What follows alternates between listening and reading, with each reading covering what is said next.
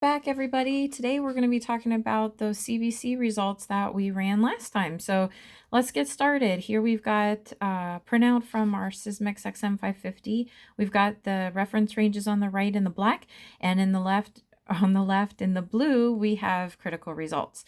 So critical results would be less than 2,000 or greater than 30,000 WBCs, or a drop of 3 grams per deciliter of hemoglobin in between two different lab specimens, CBC results, less than 10 grams per deciliter of hemoglobin in pediatric patients, and less than 6 grams of hemoglobin in an adult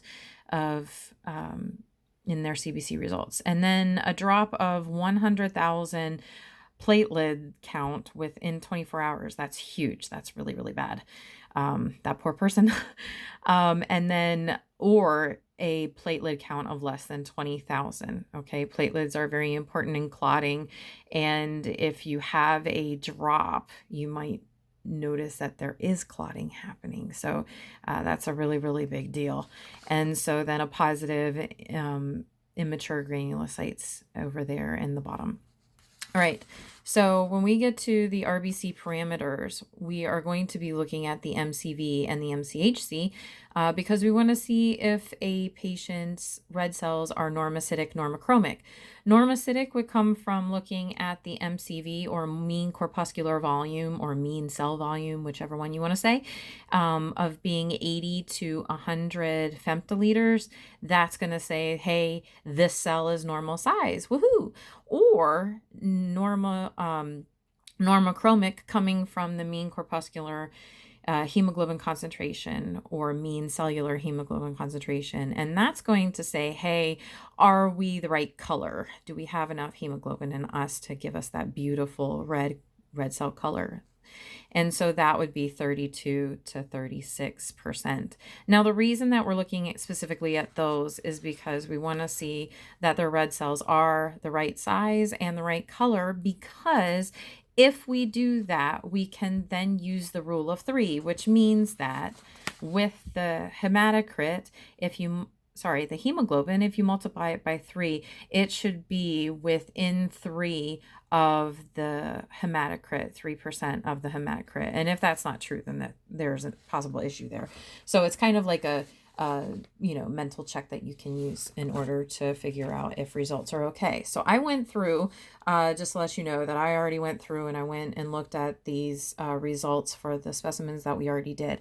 And some of them say that they're normal or negative caught on the analyzer, whereas I already knew that it was supposed to be a sickle cell patient. So we're going to go through, because these results don't look normal here, in regard to our reference ranges. Now, FYI, reference ranges will be different no matter where you go. They're not going to be exactly the same. So please don't be shouting at the screen and be like, those aren't the ones that I know, because they're different. Okay.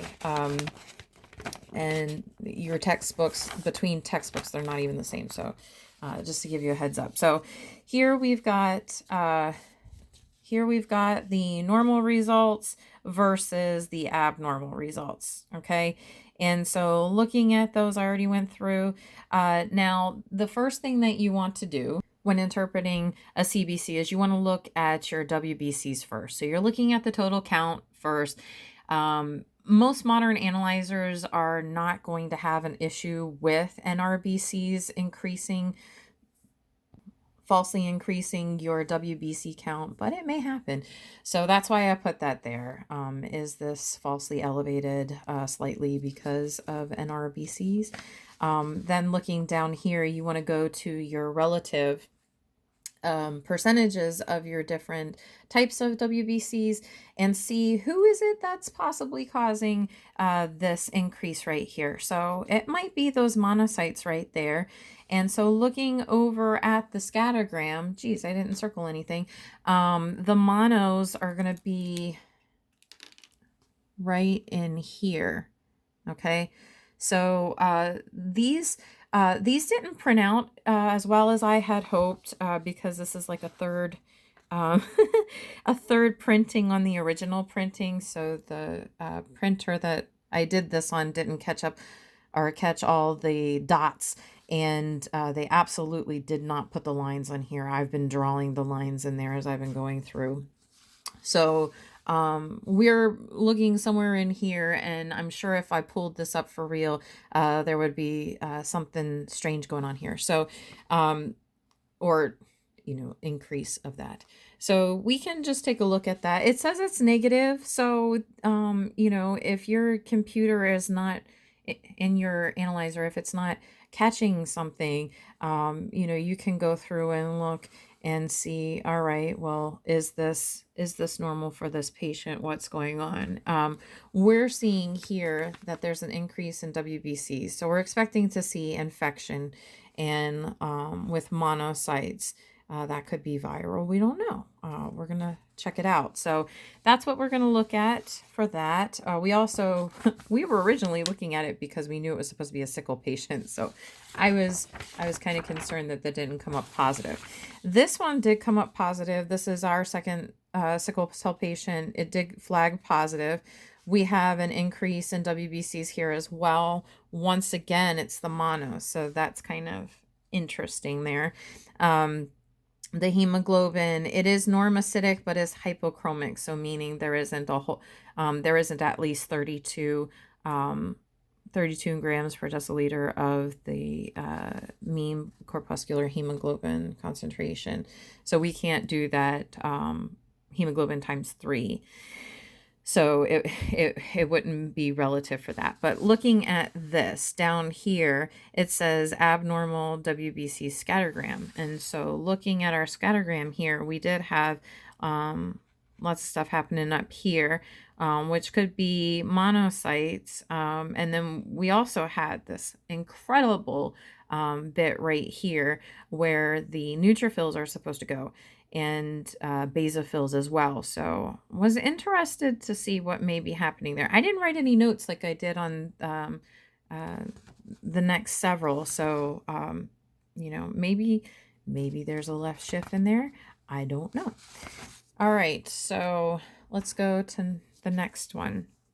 We are going to look at these under the scope in the next video, so get ready for that. And I'll bring these back out when we're looking at them, because we obviously have to check everything off and then, put what we see down here. So this one, we're expecting to see monocytosis as per shown here. And looking here, this is really, really increased. And if you saw it in a better printing or on the screen, you would see more dots than you see there. So this is the fluorescence versus the side scatter here, and that's what the instrument uses to see the internal structure of the WBCs, the size. So let's look here. We've got an increase in WBCs. We have a decrease in RBCs. Did I draw anything there? I did not. Okay, and so looking at those WBCs, we've already gotten into understanding how to do that, right? So here we have an increase of the monocytes, and we're expecting to see that's the reason why the monocytes are elevated there. So now let's talk about those RBC parameters. So RBC parameters are from the RBC down to the platelets, okay? So we have RBC, that's the count, hemoglobin, hematocrit. So hematocrit is what is the percentage of the cells, the cellular portion of the blood that are red cells, okay? MCV is mean corpuscular volume, like we said, and so that's the size of the cell. The mean cell hemoglobin, that's the mass of the cell, okay? Whereas the mean corpuscular hemoglobin versus mean corpuscular hemoglobin concentration, we remember that's the color, okay? So looking at these, we already talked about if it's normocytic, normochromic, you can do the rule of 3, where the hemoglobin should be 3 times the hematocrit plus or minus 3%, okay? And if that is not met, and it is normocytic, normochromic, then you should absolutely take a look at those red cells under the under the scope. You should make a blood smear, all right, and check those out. All right, so we have in another video shown you how to make a blood smear, and we'll look at blood smears in the next video. All right, so then we're going to, I want to make sure that you understand this part too, that the MCV is a very, very stable component. All right, and if that MCV is going up dramatically, you want to make sure that you check that patient's specimen and make sure that it is who the person is supposed to be, or who you think you're looking at on the screen when you're in the LIS. Because if that changes, it could be due to transfusion, it could be due to bleeding if it went down. It could be due to it not being the correct person. That's the main thing you really want to look at too, if it's the correct person. So check those labels and make sure they're correct. Another thing I want to mention is with the MCHC, if it's high, if it's greater than 37%, you might have spherocytes. They look like little basketballs, but they're red cells. So you'd want to check that out. Those cells are not going to really have that central pallor. They look like spheres instead of the biconcave disc. So that you would see on the smear review that you would do. If it's greater than 37%, if it's greater than 37%, that's the spherocytes. If it's 45 to 60%, that might be a problem with your analyzer. You might have falsely elevated hemoglobin levels due to some type of interference with the spectrophotometer that's measuring that. And that would then alter the MCHC calculation that's done by the instrument's computer. So you want to make sure that you check that out. There might also be a QA issue where you've got a lipemic specimen or an icteric specimen, or you have a really high white count, and that might affect your parameters there. So let's then look at the RDW right here. So at first I didn't say that that was part of the RBC parameters. I apologize. But getting down to the platelets, let's skip those and go down to the RDW. So the main one I'm looking at here is the percentage one, the coefficient of variation. The standard deviation one, I'm not really going to pay as much attention to as to here. So with the RDW, if it's greater than your reference range, usually I'm used to 14.5%. So this is weird that there's 16.3. But if it's greater than 14.5, I'll just say that, it may indicate that you have anisocytosis, which means that you may have varying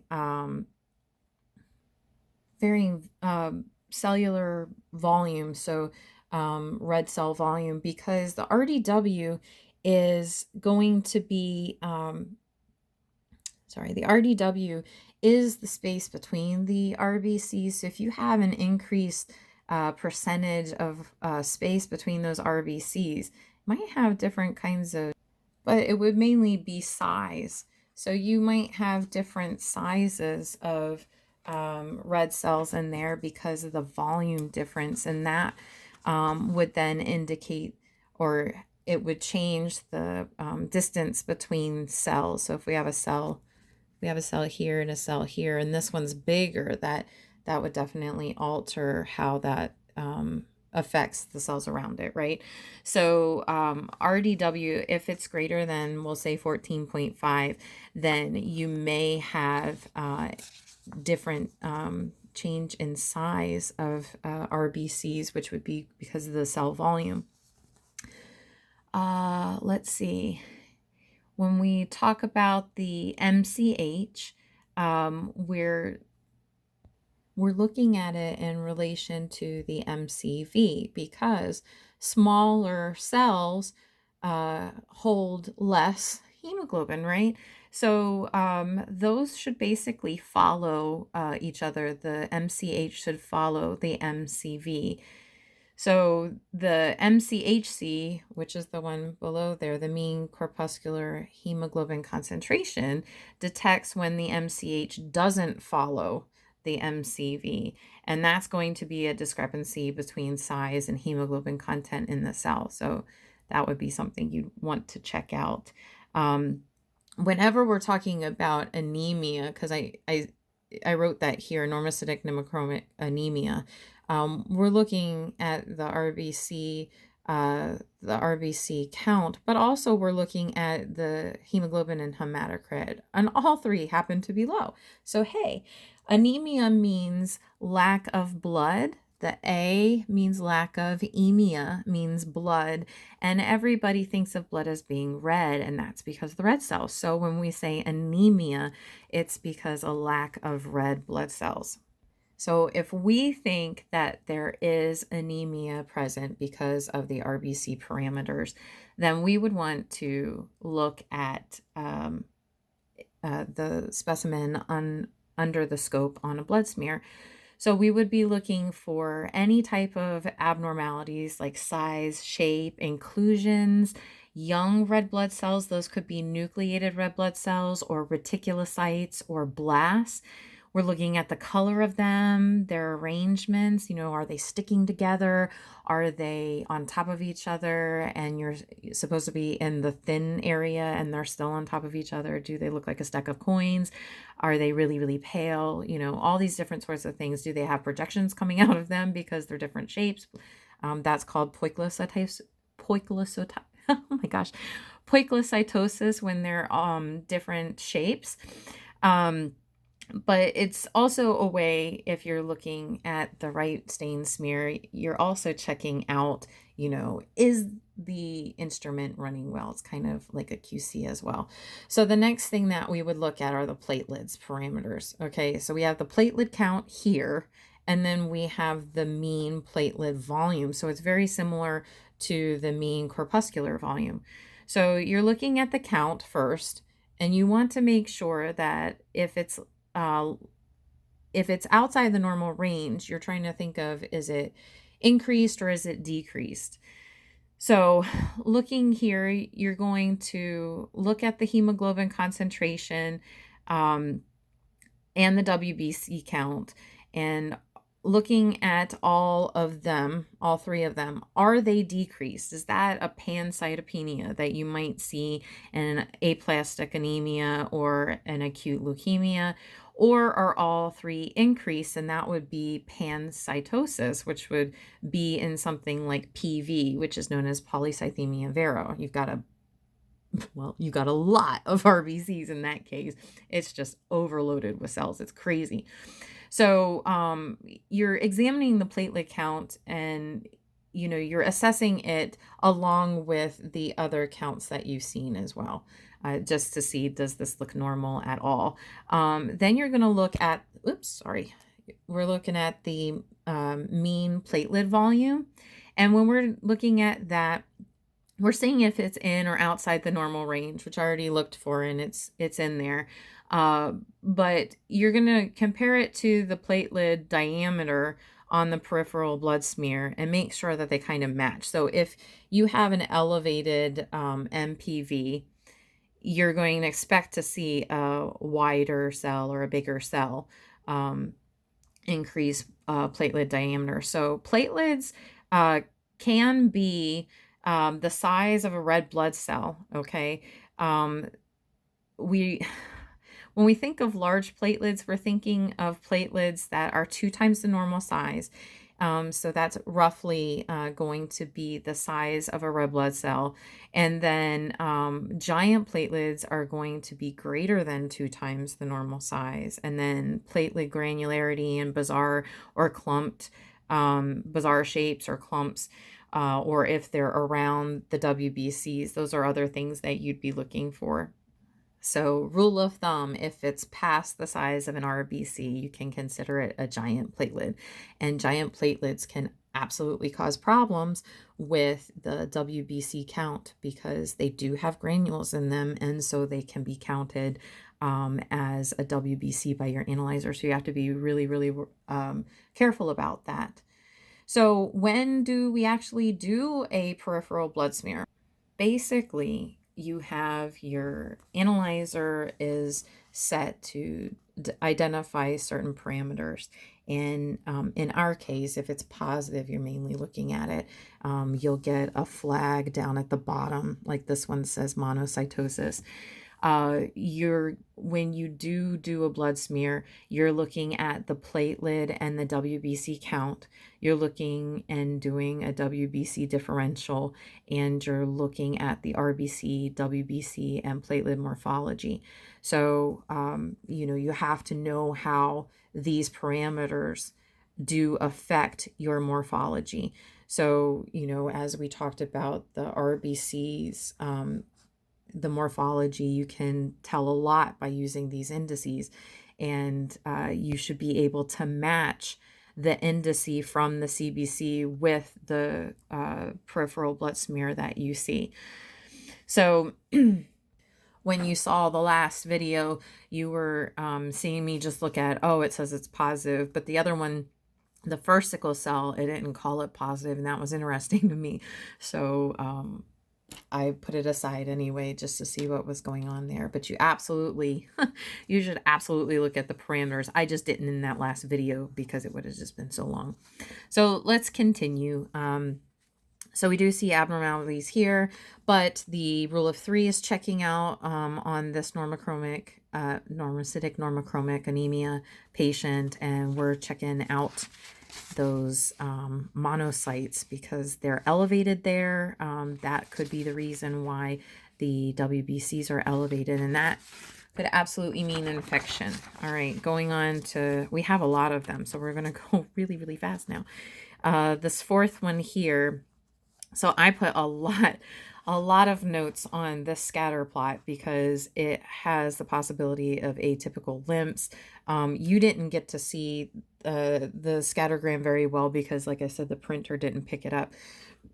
But I'm wondering if there's going to be a shift to the left because of all this stuff that's happening in here. So the neutrophil area goes along with the basophil area down here. And there was a lot of intermingling between the monocyte spot and the monocyte spot would be in here, and the neutrophil area. So I was a little concerned because there's some right here, there's some right there. If you saw the other thing that I saw when I brought it up on the screen, you could see it better, but I didn't. I'm not using that in the video. So here we have increased WBCs, and we see that it's neutrophils, again, could be shift to the left, and decrease in lymphocytes, and it just says abnormal scattergram. So we're going to check it out. All right, so the fifth one here, we have, it's just below normochromic, but it is normocytic. So everything looked good here, except we have a few parameters that are not normal. Hemoglobin's not normal, and neither is hematocrit. It does follow the rule of 3, even though we're 0.1 below the normochromic mark, but I'm just going to round it up just to do that little thing for you. And then everything else looks good. We do have monocytes being increased even though the WBC is normal, and we have something happening with the basophils. So looking over here, there was representation in the immature granulocytes, and something changing with the monos and the basos. So looking down, it just says abnormal scattergram. We also had some interesting stuff happening over with the platelets, so I'm interested to see what happened in there. So I'm going to take a look at that under the scope. Pretty much going to pull all these up on the scope. I made slides for all of them. So everything looks good here, except we have low RBCs, low H&H here. That's hemoglobin and hematocrit. Follows the rule of 3. The platelets are low, okay, but it has a normal platelet volume. So looking down here, monocytes and basophils look increased. I didn't make any notes over here, but I did do this part. The platelet looked really incredibly weird. So I'm really interested to see this one. And thrombocytopenia is what we're thinking. That thrombocytopenia means that it's low levels of platelets or thrombocytes in the blood. So that's what thrombocytopenia means. All right, we already did that one. Number 7, which is 716. I'm going to go off this number when we get to the slides, so keep looking at that number. All right, so everything looked good up here, but it's still called a positive. So then we went down to the WBC differential here at these relative values and found that our monocytes are up and basophils are up.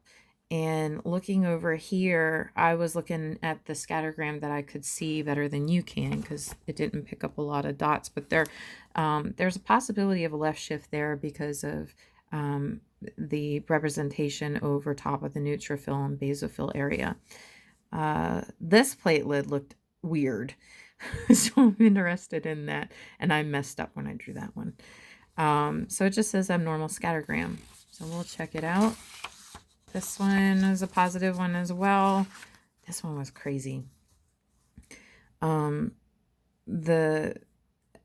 of the relative numbers were increased. Okay, monos, eosinophils, basophils. And I was wondering, are we going to see large platelets? That would be awesome for you to see. It would be really, really neat. And looking at the scattergram here, I was concerned about what's happening right there. Everything is so dark there. If you look at the other ones, other ones we've looked at, there's not as much ink happening there. There's a lot happening in this one, and it was a crazy histogram over with the platelets too. And yeah, platelet abnormal distribution. So I'm very interested in this one. So mark that 720. Yeah. Okay. 9. Everything was good up here. It still is positive, and it's positive for morphology. Okay. So even if sorry, I don't mean to yell. Even if the area up here is relatively normal or is normal, if you get to the point where the instrument is doing the scattergram and they're measuring using, the light passage and the fluorescence through the cell and measuring the scatter and, the passage of light through to see the granularity and the size, we're trying to figure out then, okay, some morphology issue is happening here, and that's why it's saying positive to morphology. The other ones that we've seen have said like positive diff. Okay. Let's see. All the other ones were mainly positive morphology, but here we had one that was positive count. So the counts were strange, right?